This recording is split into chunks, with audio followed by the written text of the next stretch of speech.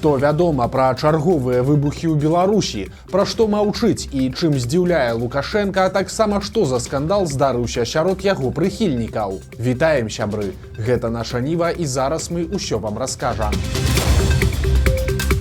У Беларусі зноў начныя выбухі, на гэты раз у Гомелі. Учора ў сацыяльных сетках мясцовых жыхароў пачалі з'яўляцца відэа, дзе бачныя сполахі агню ў небе. Таксама казалі, што пасля апоўначы чулі некалькі выбухаў, а некаторыя нават заўважылі падзенне аскепкаў. Хутчэй за ўсё гэта быў збіты чарговы заляцеўшы ў Беларусь расійскі дрон. Тым больш, што гэта ўсё супала па часе з масіраванай паветранай атакай расіян па тэрыторыі Украіны. У выніку аскепкі беспілотнікаў упалі на бязлюднай тэрыторыі пад Гомелем, прыкладна за кіламетр ад жылой забудовы. Прычым за выбуховай хвалі спрацавалі сігналізацыі аўтамабіляў, а шум выбуху быў чутны ва ўсім горадзе і ў прыгарадах. Адметна, што мясцовыя ўлады ці прапаганда не змаглі нармальна пракаментаваць, што адбываецца. У афіцыйных пабліках з'яўляліся заклікі супакоіцца і не панікаваць, але без падрабязных тлумачэнняў, што адбылося. Праўда, некаторыя лукашэнкаўцы адразу ж перайшлі да пагрозаў. Напрыклад, ідэолаг гомельскага аблвыканкама Алла Анісімова пачала пісаць у чатах,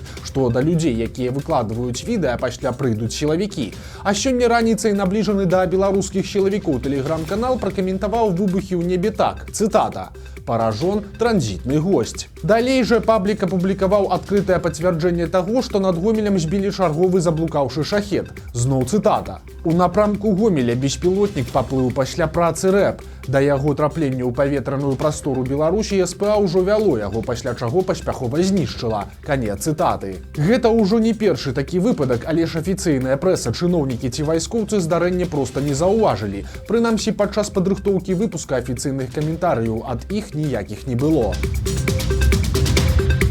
Лукашенка працягвае здзіўляць. Учора стала вядома пра нечаканае вызваленне беларускімі ўладамі 3 вязняў. На волю выйшлі работнік радыё «Свабода» Андрэй Кузнечык, жыхарка Пінска Алена Маўшук, а таксама невядомы грамадзянін ЗША, асоба якога пакуль трымаецца ў сакрэце. Кузнечык быў затрыманы ў восені 21 года і асуджаны на 6 гадоў за працу на радыё «Свабода». Улады палічылі гэта удзелам у экстрэміскім фарміраванні. Алену Маўшук асудзілі за пратэсты 20-го года ў Пінску. Тады яна ударыла палкай па шчытах сілавікоў. У выніку жанчыну пасадзілі на 6 гадоў, а яе мужа на 6,5. За што быў арыштаваны той загадкавы амерыканец, інфармацыі няма. Вядома толькі, што яго затрымалі зусім нядаўна, у верасні 24-го года. За неанансаваным візітам па палітвязняў у Мінск прыязджаў супрацоўнік дзярждэпа Крыс Сміт.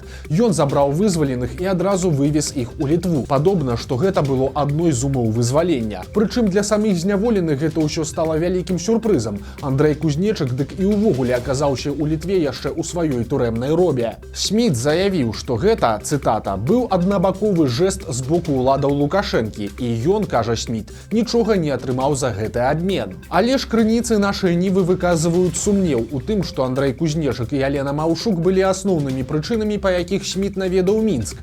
Нашы суразмоўцы схіляюцца да думкі, што гэта былі своеасаблівыя падарункі амерыканцу з разлікам на працяг дыялогу. Сапраўдны змест перамоваў нам невядомы, але ж адзначым, што ў палоне Лукашэнкі засталіся яшчэ 2 супрацоўнікаў радыё «Свабода». Гэта Ігар Карней і Ігар Лосік. Той жа Лосік асоба больш вядомая, чым вызвалены Кузнечык, ды і асуджаны ён быў на больш працяглы тэрмін. Яму далі ажно 15 гадоў, але гэтага вязня Лукашенка аддаваць не стаў. У яго страшнай гульні гэта сапраўдны козыр, які варта падтрымаць на будучыню. Сам жа Лукашенка наконт гэтага вызвалення ніяк не выказаўся, але з каментарыямі выступіла яго прэс-сакратарка Наталля Эйсмонт, якая заявіла, цытата: «Нядаўняе вызваленне Беларусю грамадзяніна ЗША – гэта не адзіная такая просьба новай адміністрацыі ў Вашынгтоне». Канец цытаты. Паводле Эйсмонт, такія просьбы аб вызваленні паступалі раней і працягваюць паступаць цяпер.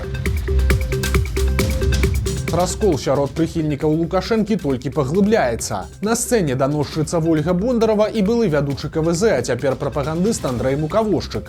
Апошні ў сваім тэлеграм-канале назваў Бондарову скандалісткай і трамвайным хамам і адзначыў, што яна, цытата, задрала, а таксама, што яе дзейнасць шкодзіць Беларусі. Бондарова ў сваю чаргу таксама маўчаць не стала. Яна назвала свайго апанента патрыётам на зарплаце, а на абвінавачванне Мукавошчыка ў тым, што актывістка не плаціць падаткі са сваёй дзейнасці, незалежнасці, Бондарова запатрабавала пакласці факты на стол. Выглядае гэтае баданне камічна, але адметна тут, што гэта далёка не першая такая гісторыя, бо лукашэнкаўцы даўно ўжо падзеленыя на двое. Абодва лагеры топяць за Лукашэнку і падтрымліваюць і вайну, і рэпрэсіі, але адны пры гэтым хочуць хоць якой-ніякой беларускай незалежнасці, у той жа час, як іншыя шчыра любяць рускі свет, ваююць з усім беларускім і бачаць паўсюль ЛГБТ і клятых лібералаў. Бондарова якраз такі тыповы прыклад гэтай радыкальнай плыні, пастаянныя даносы і істэрыкі ад усяго на свеце. І апошнім часам такія радыкальныя ябацькі ўжо пачалі троху напружваць і палохаць ябацяк памяркоўных. І мукавошчык не першы, хто звяртае ўвагу на паводзіны Бондаравай і яе паплечнікаў, але ж улады упарта маўчаць і ніяк на гэта не рэагуюць. Увогуле складваецца ўражанне, што тут Лукашенко апынуўся ў тупіку і проста не ведае, што рабіць з падобнымі сваімі прыхільнікамі. Бо з аднаго боку гэтыя радыкальныя ябацькі шчыра топяць за любыя яго рашэнні, але ж з іншага шмат у чым перагібаюць палку нават па сённяшніх крыважэрных мерках улады. Звычайны беларускі зваршчык выйграў у латарэю 3 мільёны беларускіх рублёў, а гэта больш за 900 тысяч даляраў. На ўсякі выпадак адразу удакладнім, што гэта быў не Роман Пратасевіч. Вядома, што мужчыну 54 гады і ён працуе на звычайнай мінскай будоўлі. Ён кажа, што гуляе ў латарэі каля года. Часам выйграваў і раней, але непараўнальныя сумы, да 1000 рублёў. Цяпер жа мужчына сарваў джекпот, прычым пашанцавала яму проста нерэальна, бо агулам у розыгрышы ўдзельнічалі ажно 376 тысяч чалавек. Цікава, што з будоўлі новаспечаны мільянер звальняцца не плануе і кажа, што выйгранымі грашыма плануе падзяліцца ў першую чаргу з сям'ёй, мамай, дачкой, 2 сёстрамі і нават стрыечнымі сваякамі. Мужчына кажа, што плануе адкрыць рахунак на імя ўнука, каб пасля той дакладна меў грошы на вучобу. Для сябе ж Мінчук ніякіх буйных пакупак не плануе. Можа, паедзе ў падарожжа на возера Байкал, дзе даўно хацеў пабываць. Ды і на гэтым усё. Тут удакладнім, што гэта адзін з найбуйнейшых выйгрышаў у гісторыі беларускіх латарэй за апошнія 3 гады. У мінулым студзені рублёвай мільянеркай стала жыхарка Ашмянаў, якая працавала медсястрой. Тады 24-гадовая дзяўчына выйграла прыкладна 300 тысяч даляраў. Канвеер рэпрэсій не спыняецца. 72-гадовага пенсіянера Васіля Дземідовіча будуць судзіць ажно 9-й раз. Цяпер за абразу прадстаўніка ўлады. Агулам жа Дземідовіча асудзілі да 7 гадоў пазбаўлення волі, пры гэтым вынік апошніх 3 судоў пакуль невядомы. Мужчына знаходзіцца за кратамі амаль 3 гады. Проста цяпер Дземідовіч адбывае тэрмін у івацэвіцкай калоніі нумар 22. Прычым 72-гадовага пенсіянера унеслі ў спіс тэрарыстаў і праз гэта яму нельга рабіць грашовыя пераводы. А палітвязня Александра Зіязэдзінава асудзілі на 9 гадоў за фінансаванне тэрарыстычнай дзейнасці. Прычым гэта ўжо другі вырак, бо восенню 22-го года мужчыну асудзілі да 3 гадоў калоніі за перавод крыптавалюты на рахункі Байпол. Адметна, што ў 23-м годзе Александр фігураваў у фільме дзяржаўнай прапаганды. Там мужчына распавёў, што напісаў прашэнне аб памілаванні і спрабуе вырашыць сітуацыю праз кампенсацыю. У сюжэце казалі, што для гэтага Александр абмяняў 31 біткоін і залічыў суму на рахункі беларускіх медыцынскіх устаноў. На той момант 1 біткоін каштаваў 25 тысяч даляраў, так што верагодная сума водкупу была 775 тысяч. Але ж у выніку палітвязню адмовілі ў памілаванні і канфіскавалі грошы, а цяпер, як бачым, асудзілі яго яшчэ раз. Парадокс Лукашэнкі. Ён адначасова намякае ЗША на дыялог і перамовы, але ж працягвае напружваць сваіх еўрапейскіх суседзяў. У студзені і першай дэкадзе лютага актыўнасць нелегальных мігрантаў на мяжы Беларусі і Еўрасаюза вырасла амаль у 4,5 разы у параўнанні з аналагічным леташнім перыядам. З пачатку гэтага года еўрапейскія памежнікі прадухілілі не менш за 648 спробаў незаконнага перасячэння мяжы з боку Беларусі. Год таму за той жа час было ўсяго 150. Цяпер жа палякі спынілі 392 спробы нелегальна перасекчы мяжу, латвійцы 174, а літоўцы 82. Знакамітыя беларускія крэветкі – гэта больш не жарт. Прадпрымальнік з Ляхавіцкага раёна адкрыў першую ў нашай краіне крэветачную ферму і расказвае пра свой бізнес у сацыяльных сетках. Ён вырошчвае крэветак Розенберга. Гэта буйны прэснаводны від. Адна такая асобіна можа важыць ажно паўкіло. Цікава, што на прадпрыемства прыходзіў нават мясцовы святар айцец Максім. Ён асвяціў вытворчасць і пажадаў крэветкам паспяховага росту. Першую партыю мужчына пачаў вырошчваць у лістападзе 24 2024 года. Для таго, каб ператварыцца ў дарослую асобіну, крэветцы патрабуецца каля 4-5 месяцаў. Праўда, гэты тэрмін залежыць ад умоў у басейне, асабліва ад вады, і правільнага выбару корму. Каб маляўкі лепш развіваліся, бізнесмен нават уключае ім класічную музыку, напрыклад, Моцарта.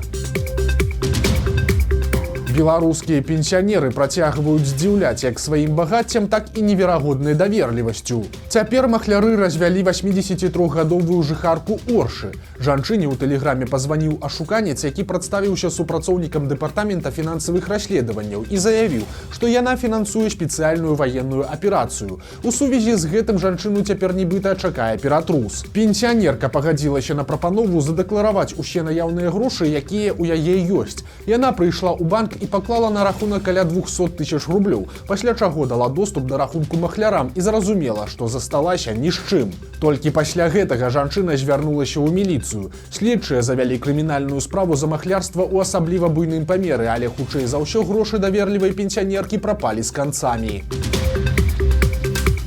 У расійскім Пскове асудзілі беларуса па незвычайнай справе. На падпітку мужчына спрабаваў прыгатаваць нейкую ежу на вечным агню ў мясцовым скверы.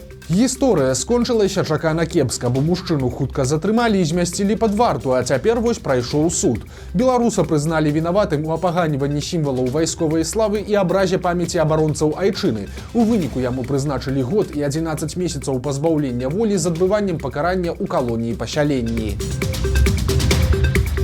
Рэстаўрацыя па-лукашэнкаўску бязлітасная і бессэнсоўная. У Ружанах так аднавілі рэзідэнцыю сапегаў, што ад выніку хочацца ці то плакаць, ці то смяяцца.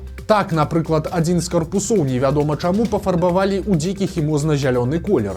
Мала таго, што гэта глядзіцца безгустоўна, дык яшчэ і пярэчыць гісторыі, бо ў 17 стагоддзі такіх адценняў проста не існавала праз адсутнасць тэхналогіі вырабу.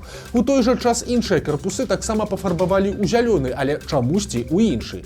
Цяпер палац як бы увесь зялёны, але адразу ў 3 адценнях. І гэта не ўсё. Многія элементы аздаблення таксама прыляпілі абы як, абы было, не звяртаючы ўвагі на адпаведнасць арыгіналу. У выніку Ружанскі палац стаў ахвярай непрафесійнай дэкаратыўнай рэстаўрацыі, падчас якой не змаглі даць рады ні колеру, ні формам, хоць рэстаўратары имелі пад рукой сапраўдныя праектныя чарцяжы 17 стагоддзя. Цяпер такую славутасць сорамна паказваць не толькі замежнікам, але і сваім грамадзянам, але адказных, відаць, зноў чакаюць падзякі і ўзнагароды за здадзены ў тэрмін аб'ект.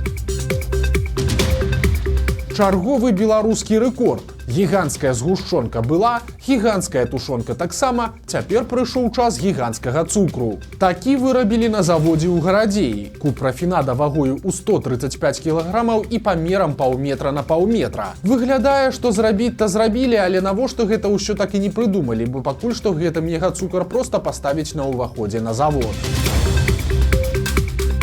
У Полацку муж і жонка пакінулі сваё 1,5гадовае дзіця адно ў машыне. Праз нейкі час мінакі заўважылі, што малы плача, дарослых няма, а на вуліцы -10, і ў выніку выклікалі міліцыю. Сілавікі ўскрылі дзверы, забралі малога і знайшлі яго бацькоў, а тыя патлумачылі, што дзіця было цёпла апранутае, а яны адыходзілі ненадоўга. Але ж ад праблем гэта не выратавала. Цяпер сям'ю праверыць інспекцыя па справах непаўналетніх. Бяда адбылася ў Брагінскім раёне. Там вальшчык лесу пілаваў асіну, але нешта пайшло не так, і ў выніку дрэва ўпала проста на яго. 45гадовы мужчына атрымаў цяжкія траўмы і, не прыходзячы ў прытомнасць, неўзабаве сканаў у бальніцы. Цяпер у абставінах трагедыі разбіраюцца следчыя. Вось такія навіны чацвярга. Падпісывайцеся на канал, стаўце лайкі альбо дызлайкі і выказвайце заўвагі ў каментарах. І, канешне, чытайце нашу Ніву, глядзіце нашу Ніву і любіце Беларусь. Да сустрэчы заўтра.